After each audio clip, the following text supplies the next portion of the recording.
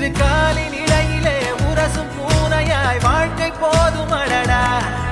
எதிர்காணும் யாவுமே தீண்ட தூண்டும் அழகா